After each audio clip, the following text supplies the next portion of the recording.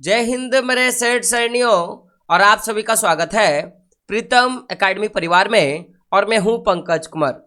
तो बच्चों का एक सवाल था कि सर निरंकुशवाद क्या है, निरंकुशवाद क्या है, इस पर सर एक वीडियो बनाएं। तो बात करते निरंकुशवाद से आप क्या समझते हैं। तो मैंने यहाँ पे क्या लिखा है कि एक ऐसी सरकार या शासन व्यवस्था जिसकी सत्ता पर किसी प्रकार का कोई अंकुश नहीं होता है। इतिहास में ऐसी राजशाही सरकारों को निरंकुश सरकार कहा जाता है। आप ध्यान से समझ लें, यहाँ पे दो बातें समझने वाली बात है। एक तो क्या होता है अंकुश, ठीक है।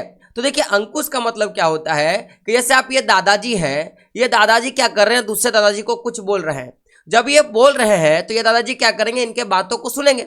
तो जब ये सुनेंगे तो इसको क्या बोलेंगे कि ये जो दादाजी हैं, ये जो टोपी, ये जो दादाजी हैं, इनका अंकुश किस पर है, तो इस दादाजी पे अंकुश है, क्योंकि इनका बात क्या कर रही है, दादाजी सुन रहे हैं। लेकिन इतिहास में ऐसे कई सारे राजशाही सरकारें हुए हैं जो क्या करते हैं कि वो किसी के बातों को नहीं मानते हैं, किसी के भी बातों को नहीं मानते हैं, ठीक है, किसी के बातों को नहीं मानते हैं, ठीक है। तो ऐसे सरकारों को हम लोग क्या बोलेंगे, उनको हम लोगों ने निरंकुश सरकार कहा। अब ये जो सरकारें होती हैं इनमें कुछ चीजें होती हैं, जैसे ये अत्यधिक केंद्रीकृत होगा। केंद्रीकृत का मतलब क्या होगा कि इसमें जो पावर होगा ना, जो पावर होगा वो केवल राजा के पास ही होगा, पावर का बंटवारा नहीं किया जाएगा।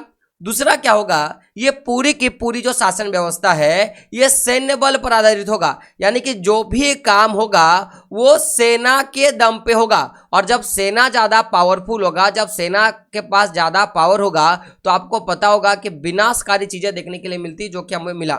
साथ ही साथ ये जो सरकारें होती हैं ये दमनकारी सरकारें होती हैं। दमनकारी सरकारें का मतलब कि ये अपने बात को रखने में, ये केवल क्या करेगा, अपने बात को रखने में ज्यादा अहमियत देता है। जनता क्या चाहता है क्या नहीं चाहता है इस पर किसी प्रकार का कोई काम नहीं करता। तो अगर कभी पूछा जाएगा माय डियर फ्रेंड कि बताइए निरंकुश सरकार से आप क्या समझते हैं, तो आप क्या बोलोगे, ऐसी सरकार या शासन व्यवस्था जिस पर किसी प्रकार का कोई अंकुश नहीं होता है। इतिहास में ऐसे राजशाही सरकारों को निरंकुश सरकार कहा जाता है, आप ये याद रखना।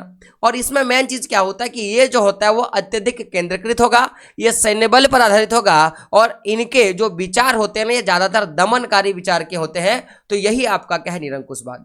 आशा करता हूं वीडियो आपको पसंद आया होगा।